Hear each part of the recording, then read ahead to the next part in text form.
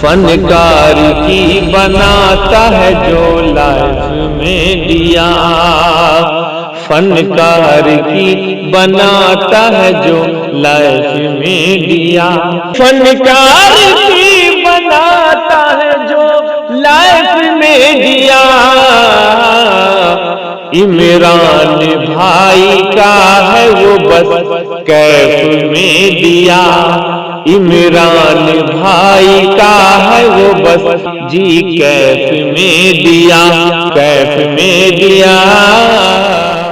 میرے محترم بزرگوں دوستوں، تو اب آئیے اب محفل بلا کسی تاخیر کے جلسے کی کارروائی کو آگے بڑھاتے ہوئے میں ایک ایسے مقرر تک پہنچنے کی جسارت کر رہا ہوں جو کسی تعارف کا محتاج نہیں ہے۔ میرے محترم بزرگوں اور دوستوں، تاریخ انسانی شاہد ہے کہ خطابت نے زمستان عالم میں کیسے بڑے بڑے کارنامے انجام دیے ہیں۔ خطابت نے ایمان و یقین کی شمع روشن کی ہے، رشد و ہدایت کے دریا بہائے ہیں۔ اتنا ہی نہیں بلکہ اسی خطابت نے انسانوں کو قید و بند کی زندگی سے آزاد کرایا ہے، مظلوموں کو ظلم و جبر کے خلاف علم بغاوت بلند کرنے کا حوصلہ دیا، کمزوروں کو اپنے حق کے لیے لڑنا سکھایا ہے۔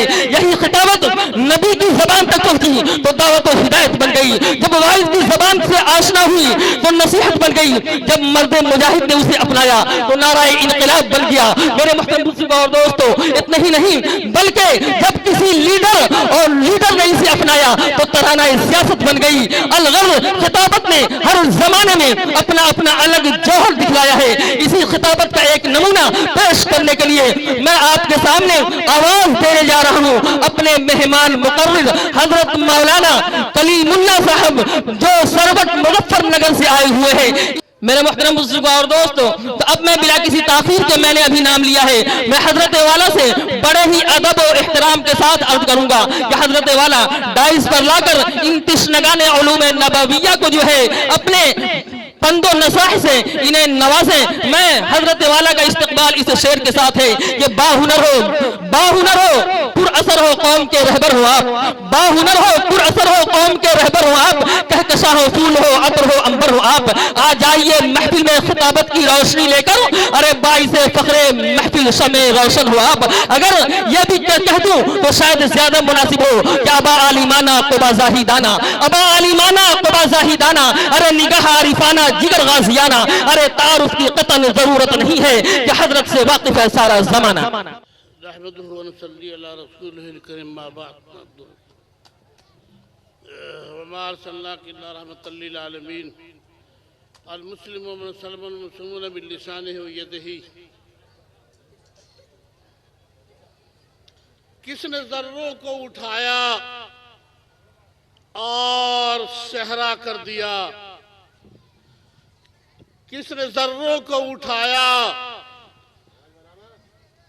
اور صحرا کر دیا، اور کس نے قطروں کو ملایا اور دریا کر دیا، اور کس کی حکمت نے یتیموں کو دیا در یتیم، اور غلاموں کو زمانے بھر کا مولا کر دیا۔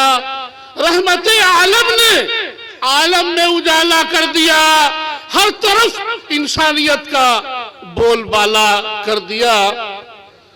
گرامی قدر علماء کرام، کلیم آتی ہے مجھ کو شرم اس مجلس میں کچھ کہتے کہ میں ناقص ہوں اور کامل۔ یہاں ہر فن کے بیٹھے ہیں مولانا نصیب رحمانی صاحب، جن کے بہار سے لے کے دلی تک ڈنکا بج رہا ہے، میری کیا مجال کہ میں ان کے سامنے لب کشائی کر سکوں۔ حضرت مولانا طیب صاحب سے ابھی تعارف ہوا تو میں نے کہا کہ ایک طیب دارالعلوم میں تھے قاری طیب صاحب، جن کا جواب نہیں تھا۔ ایک دفعہ علی گڑھ کے طلبہ نے ان کو بلایا اور کہا کہ جب اسٹیج پہ بیٹھ گئے تو کہا کہ آپ کو اسلام اور سائنس پہ تقریر کرنی ہے۔ تو طلبہ ہی سمجھ رہے تھے کہ علماء کو کیا سائنس سے تعلق، ان سے کیا پہچان۔ تو 3 گھنٹوں تک اسلام اور سائنس پہ تقریر کی، اور کس دور میں سائنس کا کیا نظریہ تھا، اور پھر ٹوٹ گیا۔ دوسرے دور میں کیا ارسطو کے زمانے میں کیا نظریہ تھا ٹوٹ گیا, فیثاغورس میں کیا نظریہ تھا ٹوٹ گیا, اور دارالفلاسفہ میں کیا ٹوٹ گیا, اور پھر بعد میں انہوں نے اسلام اور سے سائنس اسلام کی تائید کرائی اور کہا کہ جی ہاں سائنس یہ کہتی ہے کہ سورج کی روشنی کم ہوتی جا رہی ہے, اور قرآن بھی یہ کہتا ہے اذا السماء انفطرت اذا الشمس کورت. تو دونوں سے تطبیق ثابت کی اور کہا کہ یہ کچھ تمہیدی باتیں تھیں, یہ کچھ تمہیدی باتیں تھیں, انشاءاللہ اصل مضمون بعد میں بیان ہوگا. تو میں قاری طیب صاحب سے کہہ رہا تھا کہ ایک طیب تو وہ تھے جو مرحوم ہو گئے اور دوسرے طیب آپ ہیں. ماشاءاللہ ہمارے ساتھ ایک شاعر تھا, وہ کہنے لگا کہ ہمارے علاقے کے بڑے قابل آدمی ہیں مولانا محب الحق صاحب. میں نے کہا کہاں ہیں؟ آپ تو یہی مدرسہ چلا رہے ہیں ماشاءاللہ تعالی. مولانا توحید صاحب میں اس علاقے میں کبھی نہیں آیا, لیکن علماء کی بھرمار اور علماء کی کثرت اور علماء کی قابلیت اور علماء کے کارنامے سن کر کے مجھے بڑی خوشی ہوئی. اور اس سے پہلے کہ میں کچھ کہوں, میں یہ کہنا چاہتا ہوں اپنے نبی کے بارے میں کہ محمد مصطفیٰ ممتاز ہیں یوں سب رسولوں میں, محمد مصطفیٰ ممتاز ہیں یوں سب رسولوں میں, کہ جیسے ہے گلاب افضل دنیا بھر کے پھولوں میں. کسی نے کہا تھا کہ محمد صلی اللہ علیہ وسلم چاند کی طرح خوبصورت تھے, مگر شاعر کہتا ہے کہ نہیں نہیں, نبی کی توہین مت کرو. وہ کہتا ہے کہ چاند سے تشبیہ دے, چاند سے تشبیہ دے, یہ بھی کوئی انصاف ہے, اور چاند میں ہے جھائیاں حضرت کا چہرہ صاف ہے. کیوں؟ رخ مصطفیٰ ہے وہ آئینہ, رخ مصطفیٰ ہے وہ آئینہ, کہ نہ ایسا دوسرا آئینہ نہ ہمارے بزم خیال میں, نہ دکانیں آئینہ ساز میں, اور سب نبی رہ گئے آسمان پہ. عرش اعظم میں پہنچے ہمارے نبی, سارے نبیوں سے افضل ہمارے نبی. چونکہ یہاں علماء دیوبند بیٹھے ہیں, اس لیے کہ مولانا دیوبند کے سربت مالا قاسم نانوتوی تھے. مجھے جی چاہتا ہے اس مجلس میں دارالعلوم کا تعارف اور اس کی شان بڑھاتے ہوئے میرا جی چاہتا ہے مولانا قاسم نانوتوی کے ایک شعر سنانے کا. مگر شعر سنانے سے پہلے آپ حضرات سے ایک سوال کروں گا. آپ سے کوئی پوچھے, اے بچے چپ رہو, اے بچے چپ رہو. ماشاءاللہ آپ حضرات نے دلی میں جا کر کے فرسٹ کیا, اچھا انعام لایا, وہ بڑی بات تھی, لیکن یہاں علماء کی بات نہیں سنیں گی تو یہ بڑی بے ادبی ہوگی, اس لیے آپ حضرات خاموش رہیے. تو اگر آپ سے کوئی پوچھے کہ یہ زمین افضل ہے یا یہ آسمان, گرچہ ناظم صاحب کہا کرتے تھے کہ رشک کرتا ہے فلک ایسی زمین پر آساد, رشک کرتا ہے فلک ایسی زمین پر آساد, جس پہ دو چار گھڑی ذکر خدا ہوتا ہے.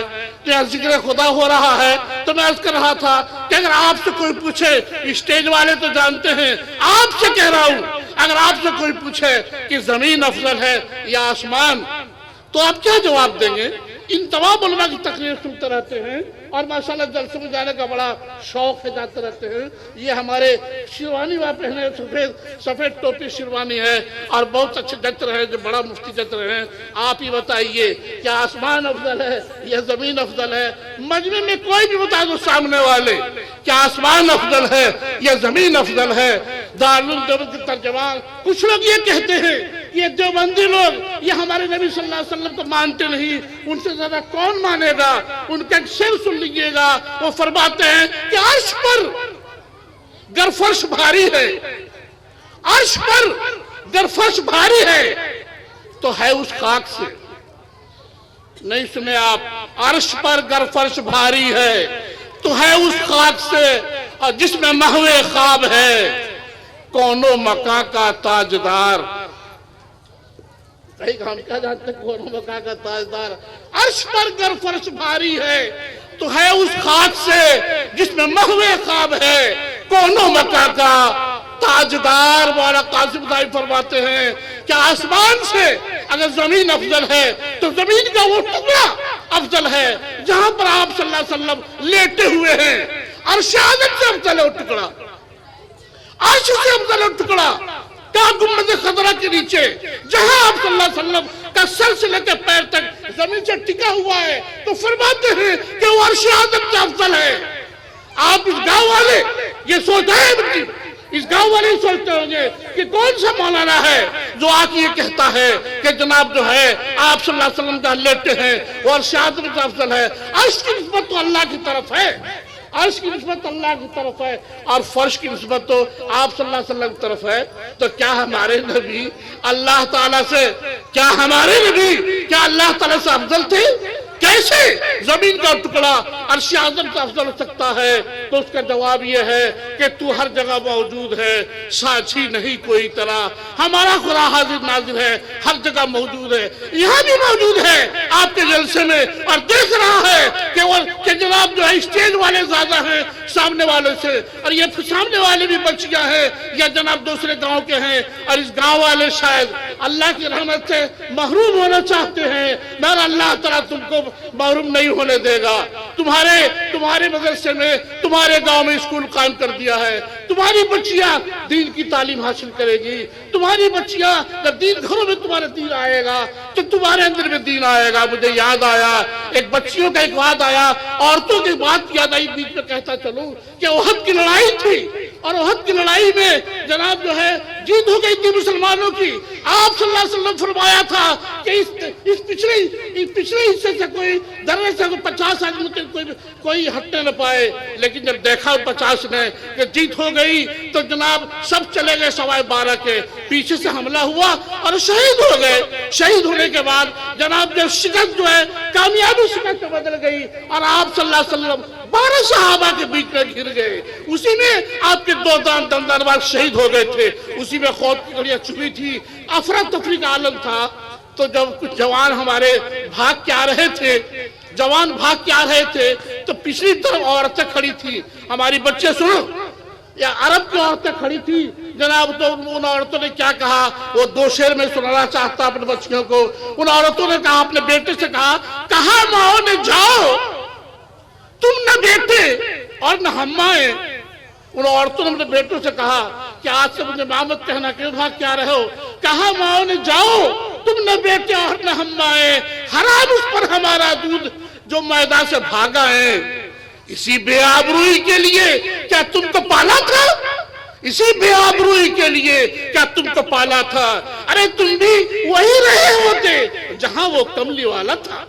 तो ये हमारी माओ बहनों ने जोश दिलाया था, ऐसा में जोश ईमानी था। किसी ने कहा कि जनाब जो तुम्हारे बाप मर गए, तो कहा कि ठीक है मर गए, अल्लाह जन्नत नसीब करे। अरे हमारे नबी सल्लल्लाहु अलैहि वसल्लम का क्या हुआ? किसी ने कहा तुम्हारा बेटा मर गया, तो मरने तो बेटा अल्लाह जन्नत नसीब करे। ये तो बताओ कि हमारे प्यारे नबी का क्या हाल है?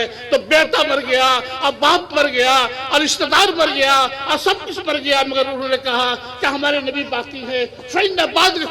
चलल आपके होते हुए आपके मुझे कुछ नहीं चाहिए। आप अगर बाहयात हैं तो चाहे हमारा खारा खानदान शहीद हो जाए, तो हमारी बच्चियां जो इस्लाम की तालीम पा हासिल करेंगी, अल्लाह ताला ने कामयाब बनाए तो आपके घर में दीन आएगा और आप आएंगे मजबूरन दूर सुनने के लिए। तो मैं अर्ज कर रहा था कि जनाब अल्लाह ताला और हुजूर सल्लल्लाहु अलैहि वसल्लम में मुकाबला कोई नहीं है। अल्लाह की जात तो मैं अर्ज कर रहा था कि अल्लाह की जात तो हर जगह है, जहां आप सल्लल्लाहु अलैहि वसल्लम लेटे हुए हैं वहां भी है, और बकिया जगहों पर अल्लाह की जात तो है मगर आप सल्लल्लाहु अलैहि वसल्लम की जात नहीं। आप तो मदीना में गुंबद खजरा के नीचे लेटे हुए हैं, अपने कब्र में जिंदा हैं। फरमाते कोई दूर से सलाम करता है तो पहुंचाया जाता है, कोई मेरे पास आके सलाम करता है तो मैं सुनता हूं और उसका जवाब देता हूं। आपको अपने नबी की ज़ियारत चाहिए तो जनाब ने खूब दरूद शरीफ पढ़िए, खूब दरूद शरीफ, रात दिन दरूद शरीफ पढ़िए, आपके नबी सल्लल्लाहु अलैहि वसल्लम की ज़ियारत होगी। मैं एक वाकया बयान करूंगा तो आप झूठा समझेंगे कि ऐसा हो नहीं सकता, लेकिन ये वाक्य सच्चा है। अहमद रिफाई, इसी हिंदुस्तान के रहने वाले थे अहमद रिफाई, वो जब हज करने के लिए तशरीफ ले गए तो आप हाजिरी के लिए आप सल्लल्लाहु अलैहि वसल्लम के पास गए और जाके कहा कि जाके 30 साल हो गए अल्लाह के रसूल कि मेरी रूह आपको सलाम करने के लिए आती थी, 30 साल से मेरी रूह आपको सलाम करने के लिए आती थी, अब बर्दाश्त से बाहर है, निकालिए दस्त मुबारक, मैं उसको बोसूंगा। कहते हैं कि 30,000 سرکار کا مجمع تھا اور آپ صلی اللہ علیہ وسلم کا دست مبارک باہر نکلا اور چنا احمد رفاعی نے. ایسے بھی عاشق رسول ہوتے ہیں. اللہ تعالی ہمارے نبی سے ایسی محبت ہے عشق عطا فرمائے. محمد کی محبت دین حق میں شرط اول ہے. محمد کی محبت دین حق میں شرط اول ہے. اسی میں ہے اگر خامی تو سب کچھ نامکمل ہے. تو میں عرض کر رہا تھا کہ جناب جہاں آپ لیتے ہوئے ہیں اس کو دو نسبتیں حاصل ہیں, ایک اللہ کے ذات کی بھی اور نبی صلی اللہ علیہ وسلم کی بھی, اور بقیہ جو ایک نسبت حاصل ہے صرف اللہ کے ذات کی نبی صلی اللہ علیہ وسلم کی نہیں. تو دو نسبتوں والی چیز جبکہ دوسرا وہ بھی وہاں ساتھ ہے, دو نسبتوں والی چیز ظاہر ہے کہ ایک نسبت سے اعلیٰ ہوگی. اس لیے اس جگہ کو دو تعلق حاصل ہے. اللہ کی ذات تو ہے ہر جگہ اور حضور ہر جگہ نہیں ہے, وہاں پر ہے. اس لیے فرمایا کہ عرش پر گر فرش بھاری ہے تو ہے اس خاک سے جس پہ بہوے خواب ہے کونوں وقع کا تاجدار. یہ تو والا قاسم نانوتوی کے شعر اس نسبت سے کہ سب قاسم بیٹھے ہیں ماشاءاللہ. مولانا قاسم نانوتوی جب ایک مجذوب تھے دلی میں, ایک اللہ والے تھے دلی میں, تو وہ گئے وہ مجذوب کے بعد اور جا کے کہا کہ مجھے دعا کر دو اللہ تعالیٰ مجھے علم سے نواز دے. تو اس مجذوب نے کہا اچھا تم مجھ سے دعا کرا رہا ہے؟ ارے میں نے تم کو اللہ کی مجلس میں پڑھتے ہوئے دیکھا ہے. اے قاسم تم مجھ سے دعا کرا رہا ہے؟ میں نے تو دیکھا ہے تم کو کہ اللہ تعالیٰ کی مجلس میں تو علم حاصل کر رہا ہے. وہ کہ ڈائریکٹ کروں جناب باری سے فیض حاصل کر رہی تھی. ایسا تھا قاسم نانوتوی اس نے کہا تھا کہ دارالعلوم کے بارے میں کہ اس کے بانی کی وصیت ہے کہ جب اس کے لیے کوئی سرمایہ بھروسے کا ذرا ہو جائے گا پھر یقین دل معلق اور توکل کا چراغ یوں سمجھ لینا کہ بے نور و ضیاء ہو جائے گا. وہ فرماتے تھے کہ چندے سے دارالعلوم چلاؤ. کوئی ایک چیئرمین صاحب کہیں کہ اے اشرف میں تمہارا مدرسہ چلا دوں گا تو قبول مت کرو. لوگوں سے 10 روپیہ 5 روپیہ چندہ لے کر کے اپنے دارالعلوم کو چلاؤ. اسی میں خیر و برکت ہے. جو دینے والا دے گا اس کو اس ادارے سے محبت ہوگی, تعلق ہوگی, اپنے بچے بھی بھیجے گا اور بچیاں بھی بھیجے گا. تو دارالعلوم کے بانی کی یہی نصیحت تھی. اس کے بانی کی وصیت ہے کہ جب اس کے لیے کوئی سرمایہ بھروسے کا ذرا ہو جائے گا پھر یقین دل معلق اور توکل کا چراغ یوں سمجھ لینا کہ بے نور و ضیاء ہو جائے گا.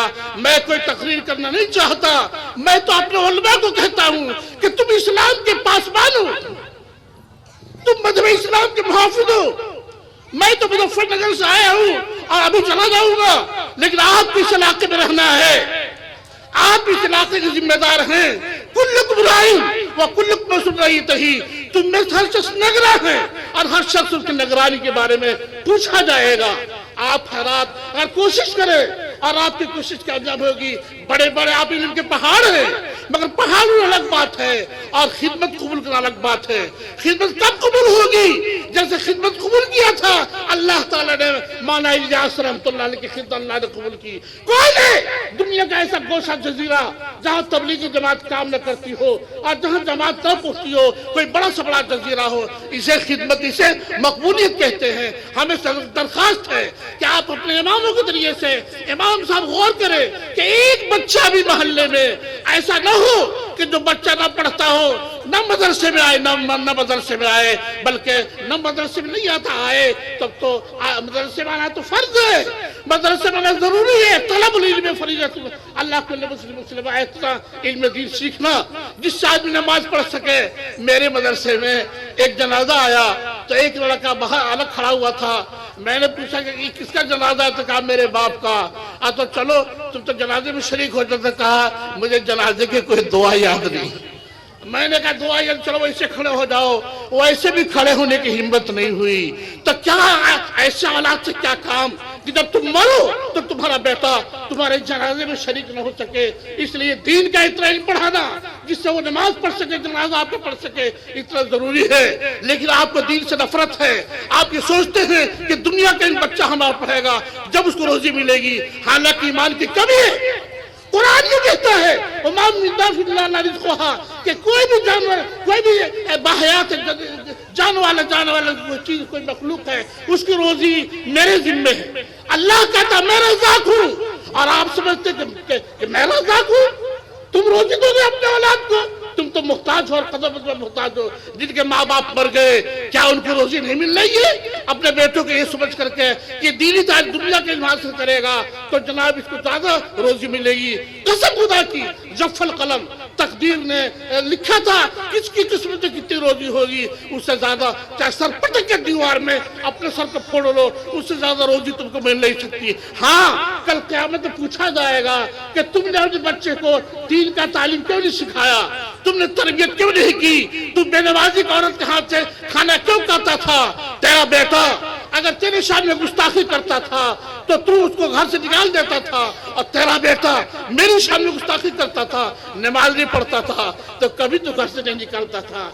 तो है ये तो कल अल्लाह ताला क़यामत में हमसे पूछने वाले हैं। तो मैं अर्ज कर रहा था कि हमारे जिम्मेदार हमारे बड़े जो बैठे हैं इनसे दरख्वास्त है ऐसा निज़ाम बनाए कि अपने इलाके में इमाम लोग हर इमाम अपने मुक़्तदी में गौर करे कि जनाब किसी का 2-4 बच्चे हैं और न मस्जिद में जा रहे हैं और न मदरसे में जा रहे हैं और न स्कूल में जा रहे हैं। अरे आप मदरसे नहीं भेज, कम से कम स्कूल में भेजो कि तालीम को सलीका को शऊर दुनिया का तो आएगा, दीन का आए या ना आए, जबकि दीन हमारे लिए जरूरी है।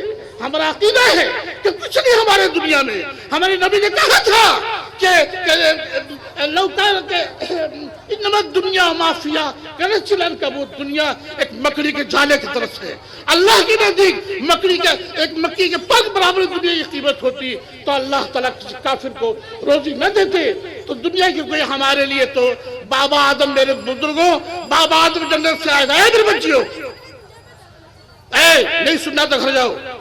बाबा आदम जन्नत से आए थे और इंशाअल्लाह आपको भी जन्नत में जाना है, आपको भी जन्नत में जाना है। आपकी कोई इसमें दखल नहीं है। अल्लाह ताला ने आपको मुसलमान के घर पैदा कर दिया था, इसलिए आज हम मुसलमान कहला रहे हैं। हमारे मुसलमान होने में हमारा कोई दखल नहीं, अल्लाह का इनाम है। अगर हम ईसाई या हिंदू घर में पैदा होते और इस्लाम के लिटरेचर का मुताला करके आज मुसलमान हुए होते तो हमारा कुछ थोड़ा बहुत दखल होता, लेकिन हमारे दखल में तो मेरे मोहतरम दोस्तों, दुनिया की फिक्र मत करो, अपनी औलाद की तरबियत करो, अपनी बेटियों को जनाब जो है अपने स्कूल मदरसों में भेजो, अपने बच्चों को मदरसों में भेजो।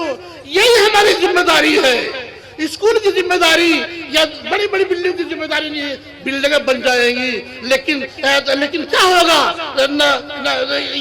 ये दुनिया ये पैके मर्ग नहीं यारो, किसी को जब नहीं छोड़ा तो फिर क्यों ना इस दुनिया के पीछे तो दीवाना है। फरीदू है न कैकुतरू, सिकंदर है न दारा है, दरोजा जिंदगी है जाओ हशमत पर न हो माइल। फरीदू है न कैकुतरू, सिकंदर है न दारा है। क्यों दुनिया की बिल्डिंगों के पीछे पड़े हो? आखिरत की बिल्डिंगें तुम्हारे लिए काफी है, वो हुरे इंतजार कर रही है तुम्हारा। और जनाब जन्नत में मैं आपको बताऊंगा कि यकीन नहीं आएगा, और यकीन अगर नहीं करोगे तो तुम्हारी ईमान में कमी होगी। मैं क्या जानूं कि एक जन्नती को अल्लाह ताला जो रहने को मकान देंगे तो उसमें 70,000 कमरे होंगे। एक की तो उसकी मुश्किल की तो दूसरी उसकी सोने की, दूसरी चांदी की, उसका गारा मुश्कंबर का होगा।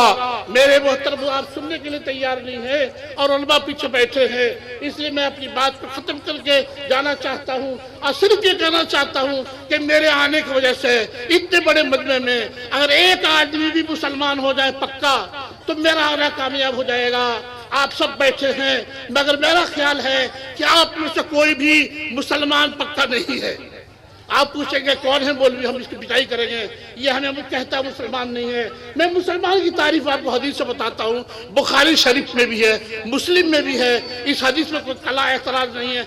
अल मुस्लिमो मन सलिम अल मुस्लिमून मिन लिसानिही व यदिही, मुसलमान वो है कि जिसके हाथ से और जिसके जबान से दूसरे सब लोग महफूज हो। आज तक अपने हाथ से किसी मुसलमान पर तकलीफ न दी हो, किसी बेटा बेटी लड़का लड़की किसी मुसलमान पर तमाचा न उठाया हो, किसी का गन्ना नहीं तोड़ा हो, किसी का मिलाया सामान न उठाया हो, किसी की गाली न दिया हो, किसी की चुगली न किया हो, जबान से कोई भी ऐसी हरकत न की हो जिससे किसी भाई को तकलीफ हो। तो एक आदमी खड़ा हो जाए इस मजमे से, अगर बचपन से लेकर आज तक मैंने अपनी जबान से किसी को तकलीफ दी ही नहीं, और जनाब बचपन से लेकर आज तक जनाब जो है मैंने अपने हाथ से किसी को तकलीफ दी ही नहीं। वो जमाना तो चला गया जबकि कुतुबुद्दीन शाह का जनाजा रखा हुआ था और एक आदमी कोई जनाजा पढ़ा नहीं रहा था और एक आदमी आया, उसने कहा कि इनकी वसीयत यह है कि मेरी नमाज जनाजा वो आदमी पढ़ाएगा। कौन पढ़ाएगा? जिसकी तहज्जुद की नमाज कभी कदा नहीं हो, जिसका असर की सुन्नतें कभी कदा नहीं हो, जिसकी निगाह कभी गैर महरम पर न पड़ी हो और जनाब जिसकी तकबीर उला कभी न छुट्टी हो। वो जमाना तो चला गया। उस वक्त बादशाह जो था ख्वाजा शम्स अल-तमश आगे आया और आकर के मुंह को चूमा और कहा कि मेरा ये भेद कोई जानता नहीं था, मगर कुतुबुद्दीन तूने भेद को तो उन्होंने नमाज जनाजा पढ़ाई। बादशाह होते हुए असर की सुन्नत कभी नहीं छोड़ी, जमात तो पड़ी और जब तकबीर उला कभी नहीं छोड़ी, बादशाह होते हुए तहज्जुद कभी नहीं छोड़ी। आज हम पर हालात आ रहे हैं और एहतजाज कर रहे हैं और जलसे कर रहे हैं और अपने आप को अपनी कुव्वत दिखला रहे हैं। मेरे मोहतरम बुजुर्गों, दोस्तों, वो एहतजाज करो ना करो, तुम सभी अल्लाह से एहतजाज कर लो। अल्लाह के तहत आप सब जितने बैठे स्टेज वाले और सामने वाले सब तहज्जुद की नमाज पढ़ो और नमाज पढ़कर रोवो और रोते रहो। 1 घंटा 1.5 घंटा 2 घंटा रोते रहो, बिलबिलाओ अल्लाह के सामने।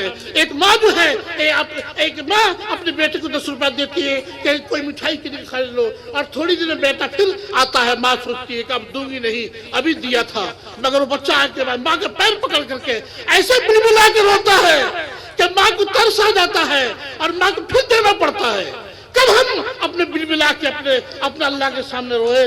आज रो, हमारा हम कमजोर है मगर हमारा अल्लाह बड़ा ताकतवर है। वो कुन फयकुन का मालिक है। उसने बड़े बड़े नमरूद को और फिरौन को धंसा दिया। नमरूद के कान में मच्छर डाल करके उसको हलाक कर दिया। वो कुन फयकुन का मालिक है। वो कहता है कि हो जा तो हो जाती है। आप लोग चूंकि नहीं पढ़े हुए हैं इसलिए आपकी बात समझ नहीं आएगी। मैं अगर आपसे ये कहूँ, क्या कहूँ कि अल्लाह ताला को किसी चीज को करने के लिए कुन भी नहीं कहना पड़ता। कुरान में है फयकुन कुन, कहता है कुन, मगर मैं कहता हूँ मैं कुन अल्लाह नहीं कहते। अल्लाह कुन कहते तो कुन के मुहताज, कुन कहने का मुहताज होना लाजिम आएगा। अल्लाह ताला जब किसी वजूद में लाना चाहते हैं तो कुन माने हो जा, उसके हो जाने का इरादा फरमाते हैं, वो जो हो जाती है। काफ नून कुन, इसका कहने के अल्लाह ताला मुहताज नहीं है, वरना इसका भी अज़ली अब्दी होना लाजिम आएगा। तो हम अपने अल्लाह से फरियाद करें। जब हालात आते हैं, मैं अपनी बात खत्म कर रहा हूँ, जब हालात आते हैं तो मेरे बुजुर्गों, मेरे मोहतरम बुजुर्गों, जब हालात आते हैं तो देखो, हालात आने के बाद इंसान अगर अल्लाह से करीब हो जाता है तो वह हालात इंसान के लिए रहमत है, और हालात आने के बाद इंसान अगर अपने मौला से दूर हो जाता है तो समझो ये हालात हमारे लिए अजाब थे। तो अगर ये हालात जो आ रहे हैं, तो अगर ये हालात में हम अल्लाह से करीब हो गए, हमारी मस्जिदें भर गई, हमने अल्लाह से कहा अब कोई गुनाह नहीं करेंगे, कोई रिश्वत नहीं लेंगे न देंगे, कोई सूद नहीं खाएंगे, तमाम बदकारी छोड़ देंगे, तमाम गरीबों को सदा छोड़ देंगे। अगर इस पर आ गए, तौबा कर लिया, क्योंकि अमालुकुम मालुकुम, तुम्हारे अमाल ही तुम्हारे हाकिम है।